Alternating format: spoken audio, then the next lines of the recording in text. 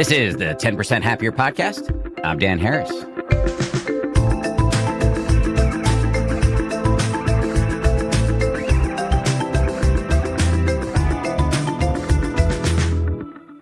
Hello, happy Friday, everybody. The mind is a wild place.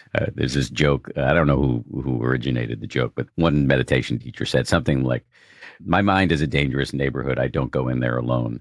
It's just boiling over with all these different neurotic patterns and little characters that we've got. For me, like I've got like an angry character who I named after my grandfather. I've got a hustler, ambitious character who I named after a great grandfather of mine who was a crook.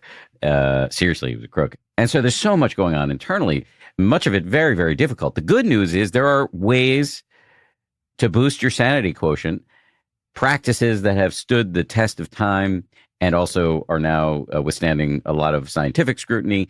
And today we're going to talk about how you can pick the sanest or smartest aspect of your mental repertoire in any moment and go with that instead of the more venal or unconstructive shit that may be happening in your brain. The technical term for this is alignment. You're going to hear about how to align from Vinny Ferraro, who's an incredible meditation teacher, in a minute. But let me just step back for a second and give you some context. All this month on Fridays, we're highlighting golden nuggets from our vast archive. And we do it this way. We ask our staff members to think of some of their favorite moments from our long history here on this podcast. And what we're going to do is we're going to play you a member of our staff. Today, it's one of our ace producers, Eleanor Vasilli. She's going to describe why she found the golden nugget we're going to play for you so compelling. And then we're going to play you the nugget, which in this case comes from Vinny Ferraro and is about this concept of alignment, picking what aspect of your mental repertoire you want to act out of right now so that you're not just, acting out all of your childhood fears or whatever it is. So that's coming up. Before we go to break, though, I just want to say that there's a lot of cool stuff happening over on danharris.com for paying subscribers. We now have guided meditations for all of our Monday, Wednesday episodes. Our teacher of the month this month is the brilliant Kyra Jewel Lingo. She's been creating bespoke guided meditations that come with our Monday, Wednesday episodes. Next month, our teacher of the month will be Vinny Ferraro. You're getting a little teaser of Vinny's brilliance today. The other thing that's happening in our world is that starting on September 2nd, we are now going to make our live video meditation sessions weekly. I've been doing live guided meditations and Q&A on Substack on video for, the last 10 or 11 months. And it's been a little spotty. I do it sometimes once a month, sometimes twice a month. Now we're going to do it every week. Why? Because our customers have responded very positively. And also because I really enjoy it. Every Tuesday at 4 o'clock Eastern, henceforth, live guided meditation, either with me or with our teacher of the month, or with both of us. The first is on September 2nd at 4 o'clock Eastern, and it will be with me and Vinny Ferraro. So go over to danharris.com, sign up. You'll be supporting me, my team, and lots of meditation teachers who we really love to support. Final thing to say, and then I'll shut up, is that coming up at the end of October, I'm heading back to the Omega Institute in upstate New York for another meditation party. This is an in-person retreat with my friends Sebene Selassie and Jeff Warren. Also, Afosu Jones-Corte, another amazing meditation teacher, will join us October 24th through the 26th. You can sign up at eomega.org. I'll also put a link in the show notes. Okay, coming up, we're going to hear from Eleanor Vasilli, one of our producers. She's going to talk about why this nugget from Vinny struck her so powerfully, and then you'll hear the wisdom directly from Vinny right after this. Hi, everyone. This is Eleanor Vasilli, and I'm a producer here on the 10% Happier podcast. For my staff pick, I'm going to be sharing a clip from an episode with Vinny Ferraro, who is a meditation teacher and practitioner. The episode came out May of last year, and that's actually right around the same time that I joined the team here. In fact, it might have been one of the first episodes that I helped edit. Vinny's actually been on the podcast a few times. He's both a staff favorite and a listener favorite. And once you hear him speak, you'll probably have a better sense of why. He has this great charisma about him, and he's also incredibly relatable. We have all different kinds of guests on this show. We speak with scientists and writers and experts in all these different fields. And a lot of our episodes also feature teachers like Vinny. And I'll be honest, don't be scandalized, but I'm actually surprised that I chose an episode that features a Buddhist practitioner. Before I started this job, I had a background in radio and storytelling, among many other things, and I had something that resembled a meditation practice, but I knew almost nothing about Buddhist teachings or the Dharma. But when Vinny opened up his mouth, I thought, yeah, I can get behind this. The episode focuses on 3 core Buddhist practices that Vinny uses to navigate life. And I went with the first, which is the concept of alignment, loosely described as consciously choosing which internal mind states or parts of our existence to give life to. Essentially, it's about learning to choose which inner voices we actually want to follow. I re-listened to this part of the interview the other day, and I was on a walk, and I was obsessing about 5 different things all at once, and a lot of them were negative. And there was something powerful in the way that he described it that offered a respite in shifting from what might have been one mindset into another. And I think it's incredible to be reminded that we have some agency when it comes to what we spend our time focusing on. We do have some choice in the narrative that we create in our minds. That's a topic that we're going to get into a little bit deeper next month. I also kind of love this term that he used about the subtle violence of self-improvement, which I am absolutely against. I can also get behind anyone who is empowering listeners to become, in Vinny's words, more unfuckable with. And side note, there's also an X-Men reference in there. So for this self-described nerd, that's also a win. Anyway, here's Vinny. I hope you enjoy it. Thank you, Eleanor. Just to say that thing from Vinny really stuck with me too. Okay, so now let's hear the part of the interview with Vinny Ferraro where he's talking about this concept that might seem a little mysterious at first, but stick with him. I promise it will make sense. What is alignment?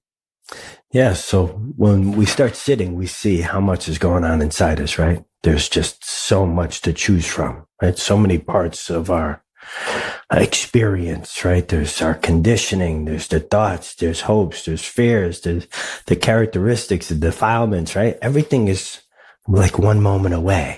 And so we get to choose, well, what do I actually want to give life to? What do I want to actually follow, right? If the 2 components of mindfulness are seeing clearly and responding wisely, so am I seeing clearly all these different parts of me that are up for grabs in this moment? Then I say, okay, if I walk in this direction, where will that lead me, right? Is this wise? Is this kind? Is it generous, right? So it can have all of these different flavors. So are we aligning with that which is wise within us? That's the short answer. I want to encourage you to give long answers here. Okay, cool. But I'm going to prod beautiful. you because I think this is fascinating. We all have just tons of stuff going on internally. If you just turn the laser beam of your attention inward, you will see, you probably won't like what you see. There's just a lot of chaos and random thoughts and homicidal urges and whatever, or desires. There's just lots of stuff in there. And there's beautiful stuff in there too, of course. And you're saying, you, Vinny, are saying, I try to check in regularly and figure out of this whole menu of mind states, which one do I want to go with? Am I restating you with some degree of accuracy? That's exactly right. Yeah. I mean, we get to decide with some mindfulness, with some practice, we can decide what we align ourselves with, right? In the beginning in my life, I received thoughts as commandments, right? They had the power to animate me, right? My thoughts were my reality and they caused immense suffering. So then we get to decide with some practice, like, oh, well, what part of my personality is operating right now? Throwing out these marching orders. I don't know if you've ever seen the X-Men movies. You know those ones? Of course, yes. Yeah. So you remember Magneto?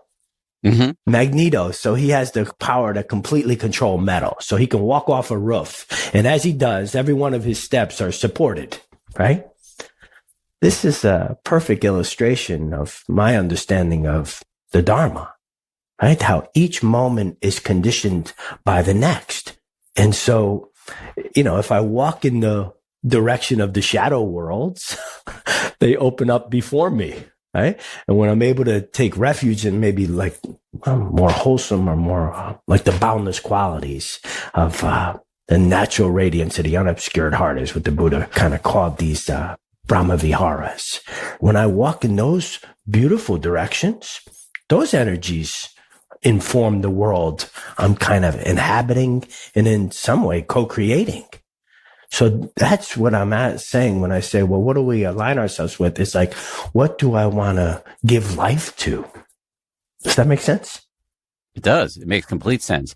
Just to, if anybody's new to the Dharma, when you talk about the Brahma Viharas, I might be worth spending some time there. This is, for people like me who just kind of have a anti-sentimentalist conditioning. I think both of us are probably Gen Xers, and that was like the age of irony, and we're nihilistically sarcastic and all this stuff. So when our kind of, certainly for myself, when my kind of mind encounters an idea like the Brahma Viharas, which translates, I think, into the divine abodes. And that kind of language often, traditionally, I've found that a little repellent, but it's really interesting, this idea, these divine abodes. There are 4 of them: loving kindness or friendliness, compassion, sympathetic joy, which is like the opposite of schadenfreude, just delighting in other people's happiness. And then finally, equanimity, which is just the ability to stay cool no matter what's happening. And if you can set aside some of this sort of grand language, what the Buddha is saying, and what you're now saying more recently, is that these are skills that can be developed. And I can see these capacities in my mind, and like Magneto, create a pathway, a sturdy pathway to go in that direction instead of the more noxious alternatives. Yeah, well, we've seen the limitations of the mind, right? I mean, I certainly have.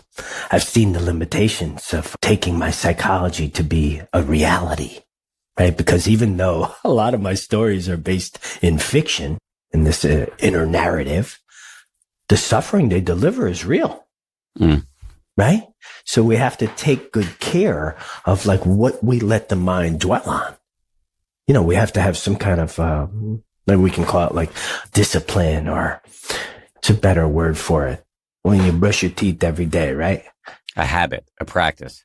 Yeah, a habit or a practice, right? So we can see, thoughts on this inner judgment, right? The inner narrative is strong, and it comes factory stock, with this biology that we've inherited, right? And if we look closely at that judgment, it doesn't really lead anywhere. And sometimes even as our awareness grows, we start to practice, the judgment grows. So it's like, wow, hold on a second. I know the subtle violence of self-improvement, right? I know about trying to hate myself into becoming a better person. Didn't really work. And maybe the problem wasn't like a lack of sincerity, but the limitations of anger, fear, or shame, as far as like transformative, right? So the Buddha was, I believe, asserting that the know that comes from love, that comes from care, is way more transformative than the know that comes from those other afflictive energies. So with that in mind, we kind of offer ourselves a pardon. We say, okay, however I am, I've come by it honestly, and that conditioning is actually not who I am. So the Buddha kept coming back over and over to this, what is I, me, or mine? What is I, me, or mine? And he was like, not this, not this, not this, not this. But he did say, and I like you used the word earlier, sturdy, in terms of the refuges that these heart qualities, the reliable refuge, that they are a reliable way to receive experience. That even if it's painful, I can meet that with compassion, right? It's not some just pseudo spiritual bypass. I'm like, oh yeah, it's all love. It's all good. It's like, how would that ever contribute to wholeness? Which is what I think the Dharma invites us into, is wholeness. So it has to hold all of it. The difficulty, the beauty, the generous, and the equanimity that holds the whole thing in gear. Say more about that. The equanimity holds the whole thing in gear. Well, without equanimity, love and kindness can become very saccharine, right? That over sweetness, it's not actually authentic. It's not real, right? Or the compassion can just be kind of like, over sentimentality, right? So equanimity is, near to all things. So I like that because it gives us that balancing quality so that we're not overly anything, right? Near to all things, meaning it allows you to be up close with stuff that normally you'd armor yourself against? That's right. That's right. I mean, in the prison, we talk about it as being, unfuckable with, unshakable, right? Like you remember who you are, right? So you don't have to engage in every fight. You don't have to, defend your honor in all these different cases. You remember who you are, right? So we talk about flashing our basic goodness because that's the real danger when we forget our own goodness. At least it was for me. Flashing your basic goodness. What does that mean? Well, in the prisons or even in schools, you talk about flashing on people and that means you're going to flash some anger, right? So we talk about flashing our basic goodness. So that means that I remember there's goodness in here and that I'm not determined by your thoughts of me. Actually, your thoughts of me, Dan, are none of my business. You know what I mean? So we stay rooted in that there's goodness here. That these 4 heart qualities that the Buddha laid out, they're immeasurable and they're boundless and they're incorruptible and untarnishable. And it doesn't matter what happened to us or what we done, that those things are still there. And so I really like that as somebody that's gone through a lot in my life and really lost my own goodness, lost connection to it. And then, all kinds of things come out of that desperation, right? That's the real danger.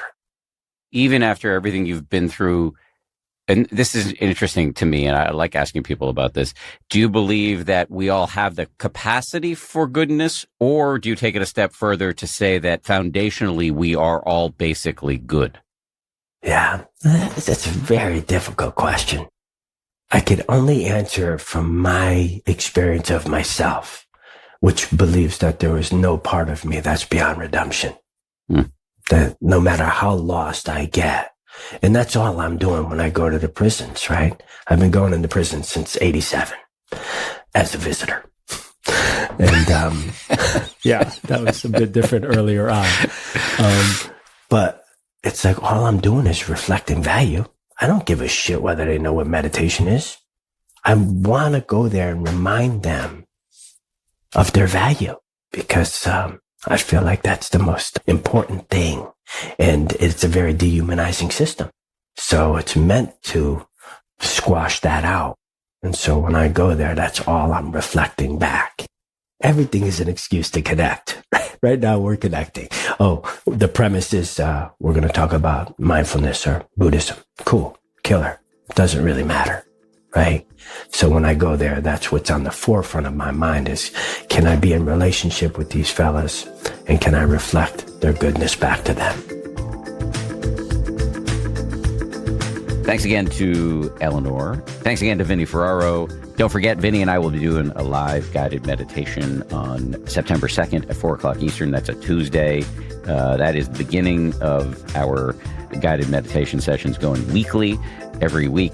At Tuesday at 4 o'clock Eastern, we'll be doing live guided meditations and Q&A. The first one is with me and Vinny. I'm really excited about this new feature. I love doing these things, and you guys seem to love it. So that's available for paying subscribers over at danharris.com. Also, Vinny is going to be our teacher of the month for September, which means that he'll be producing guided meditations that are customized to all of our Monday, Wednesday episodes so that you can pound the learnings from the podcast into your neurons. Those meditations are also available to paying subscribers at danharris.com. And finally, if you want to take your practice offline, don't forget that I'm doing a meditation party in-person retreat at the Omega Institute last weekend in October. I think it's the last weekend. Anyway, it's October 24th, and you should come. eomega.org, or just click the link in the show notes. Finally, I just want to thank everybody who worked so hard on this show. Our producers are Tara Anderson, Caroline Keenan, and Eleanor Vasilli. Our recording and engineering is handled by the great folks over at Pod People. Lauren Smith is our managing producer. Marissa Schneiderman is our senior producer. DJ Kashmir is our executive producer. And Nick Thorburn of the band Islands wrote our theme.